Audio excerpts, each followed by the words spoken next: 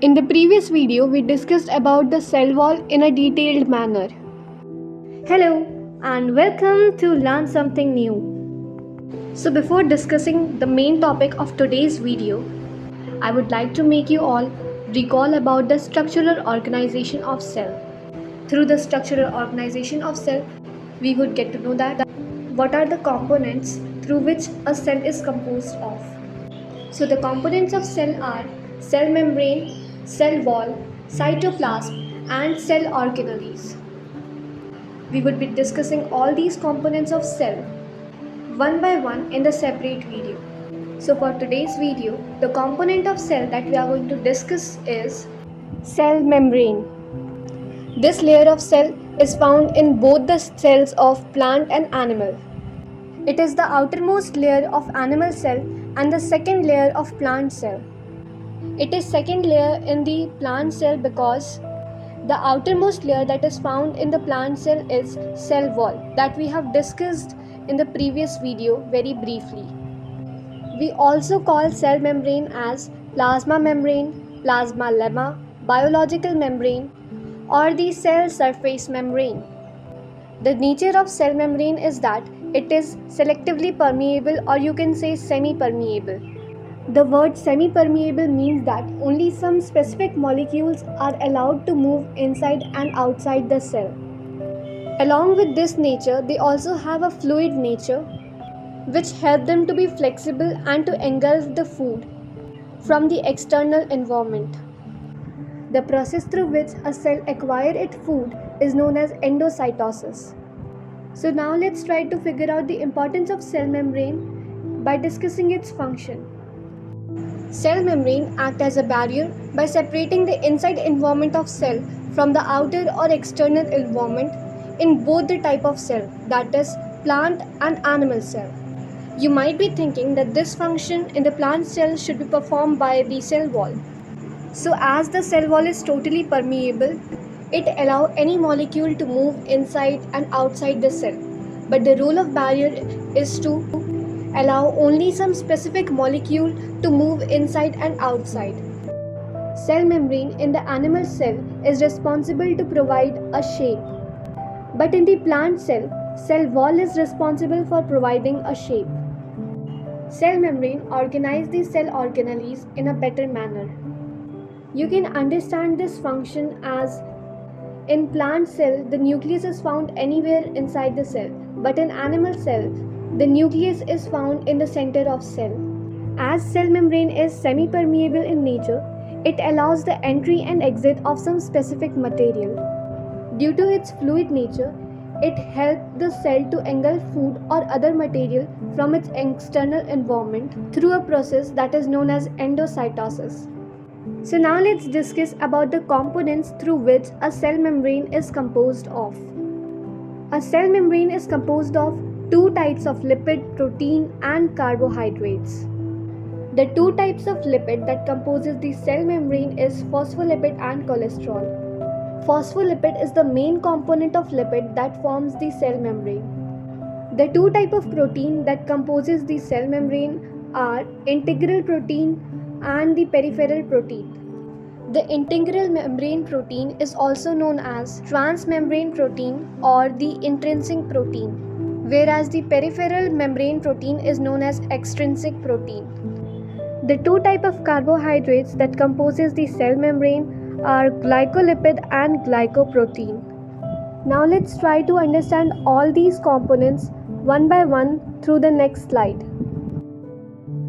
So let's first begin by discussing about the phospholipid, that is a type of lipid.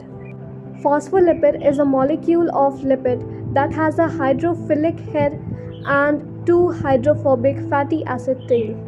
The hydrophilic head, that is the water loving, is made up of glycerol and phosphate, whereas the hydrophobic tail, that is water repelling, is made up of the chain of fatty acid.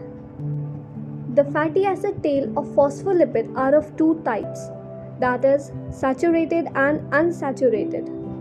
The saturated fatty acid tail is a straight tail, whereas the unsaturated fatty acid tail is a little bent. The phospholipid molecules do not make any strong bond with each other. As a result, they are continuously moving in the plane of plasma membrane. And this ability of the molecule to move in the plane of plasma membrane is known as fluidity. And because of this fluidity, the cell membrane is flexible in nature. The molecule of phospholipid can move inside the plane of plasma membrane by two types. Either the molecule of phospholipid can perform the lateral movement or they can perform the flip-flop movement. If the phospholipid is performing the lateral movement, they will move side to side in the same layer. Why I am saying in the same layer is because the cell membrane is composed of two layers of phospholipid. And if the molecule of phospholipid perform the flip-flop movement, the molecule will move from one layer to the another layer. So now let's talk about the another type of lipid, that is cholesterol. It is found between the phospholipid attached to the hydrophobic tail. It doesn't allow the molecule of phospholipid to move to which it is attached to. As a result, it prevents the extreme movement of phospholipid molecule during high temperature or during the temperature fluctuation. So now let's begin by discussing the next type of component that composes a cell membrane, that is protein. So protein is a component of cell membrane that is either attached or embedded to the layer of phospholipid. There are two types of protein: the integral membrane protein and the peripheral membrane protein. The integral membrane protein lie between the extracellular fluid that is found outside the cell and phospholipid, whereas the peripheral membrane protein lies on the surface of phospholipid molecules. They are sometimes also attached to the surface of integral membrane protein. So now let's figure out the importance of protein by discussing its function. They act as a transporter as they transport some material inside the cell. They also act as enzyme by speeding up any chemical reaction. On the surface of protein, some receptors are present which allow them to communicate with another cell. And this communication of one cell to another is also known as cell signaling. Did you remember that how plant cells used to communicate with each other? If not, then don't worry. So plasmodesmata, that is a tube-like structure found in the composition of cell wall, connects the cytoplasm of the neighboring cell. And through this tube-like structure, the plant cells are able to communicate with each other. The membrane protein that transport water is known as aquaporin or the water channel. So now let's talk about the last component that composes the cell membrane, that is carbohydrate. So this component of cell membrane is either attached to protein or phospholipid. On the basis to which the carbohydrate is attached to, the carbohydrates are of two types. First one is the glycolipid and another type is the glycoprotein. The glycolipid is a chain of carbohydrate that is attached to the head of phospholipid molecule, whereas the glycoprotein is the chain of carbohydrate that is attached to the membrane protein. So now let's try to figure out the importance of carbohydrate by discussing its function. The carbohydrate provides the identity to the cell membrane so that it can be recognized by our immune system.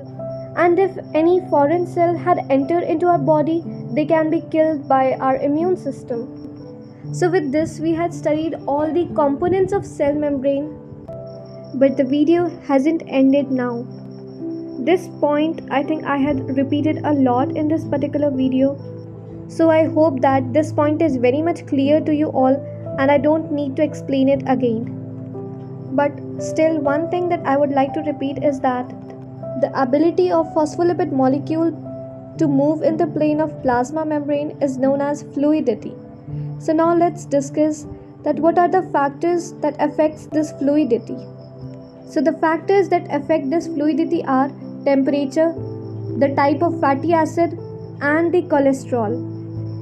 If the temperature increases, the bond between the phospholipid molecules will become weak.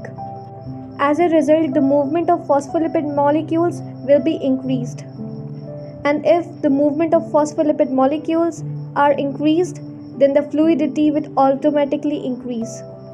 So now let's talk about how the fatty acid would affect this fluidity. If the tail of phospholipid molecule is made up of unsaturated fatty acid, then the fluidity will be increased. The tail of unsaturated fatty acid is a little bent, so the molecules of phospholipid will be having some distance between each other. As a result, they can move freely in the plane of plasma membrane. But if the tail is made up of saturated fatty acid, in which the tail is totally straight, so the molecules of phospholipid will not be having enough gap between each other. And if there is not enough gap for the molecules to move, the fluidity will be decreased. So now let's talk about how the cholesterol will affect the fluidity. As the cholesterol doesn't allow the molecule of phospholipid to move to which it is attached to, so the movement of phospholipid will be less. And if the movement of phospholipid molecule will be less, then the fluidity will be decreased. Are you wondering that what if the fluidity increases or decreases? So let's look out for this answer. If the fluidity will be increased, any substance can move in and out, and the selectively permeable nature of the cell membrane would be transformed into the totally permeable nature, same as the cell wall. And if there will be low fluidity, then no substance can move in and out of the cell. So now let's move forward, and now we would be discussing about the fluid mosaic model. The fluid mosaic model explains the structure of cell membrane. The fluid mosaic model states that the cell membrane is made up of the components such as a bilayer of phospholipid, protein, cholesterol, and carbohydrates. We had discussed about every component that composes a cell membrane in the previous slides of this particular video. Now we would be looking out for the answer that how these components are arranged in the cell membrane. तो ये cell membrane का structure है जिसमें कि सारे जो भी components हैं ना हम उन्हें देखने वाले कि वो कहाँ पर प्रेजेंट है और किस तरीके से कंपोज्ड हैं। तो हम जैसा कि जानते हैं कि सेल मेम्ब्रेन के स्ट्रक्चर में फॉस्फोलिपिड मॉलिक्यूल्स के बाई लेयर पाए जाते हैं। तो यहाँ पर देखिए ये हमारा पहला लेयर है फॉस्फोलिपिड मॉलिक्यूल्स का, इसी तरीके से नीचे भी अरेंज्ड है। तो ये दोनों को जब हम साथ में जब मिला देते हैं ना, लाइक ये दोनों साथ में बोलें तो हम इन्हें फॉस्फोलिपिड का बाई लेयर बोलते हैं। तो अब ये जो फॉस्फोलिपिड बाई लेयर है ना, ये फॉस्फोलिपिड मॉलिक्यूल से मिलकर के बना होता है। तो ये जो सर्कुलर पार्ट है और उसके नीचे जो आपको एक स्ट्रेट लाइन और थोड़ी सी बेंट लाइन दिख रही है ना, इन दोनों को साथ में हम एक फॉस्फोलिपिड का मॉलिक्यूल बोलते हैं। हर एक फॉस्फोलिपिड मॉलिक्यूल्स में ये जो सर्कुलर पार्ट है ना, ये होता है फॉस्फोलिपिड मॉलिक्यूल का हाइड्रोफिलिक हेड, और ये लाइंस जो आपको फॉस्फोलिपिड मॉलिक्यूल्स के हेड से अटैच दिख रही हैं, इनको हम बोलते हैं हाइड्रोफिलिक टेल। तो अब नेक्स्ट कंपोनेंट को डिस्कस करते हैं।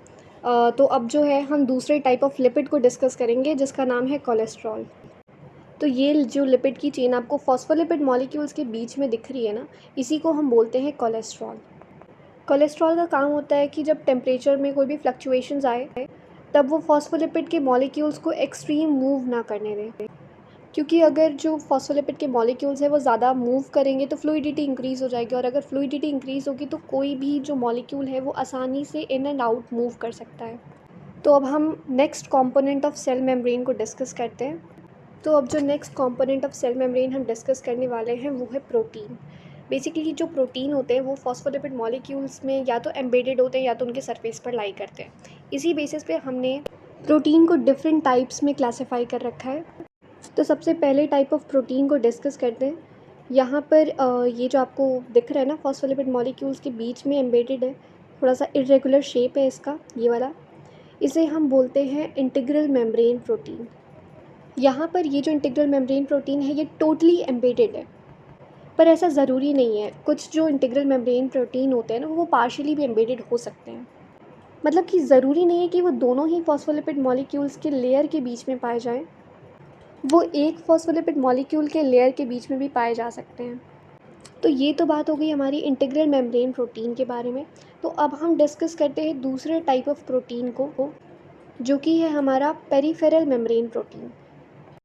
तो यहाँ पर ये जो आपको एक थोड़ा ओवल शेप का दिख रहा है ना, ये वाला पार्ट, ये जो है हमारे फॉस्फोलिपिड मॉलिक्यूल्स के सरफेस पर लाई कर रहा है, ठीक है।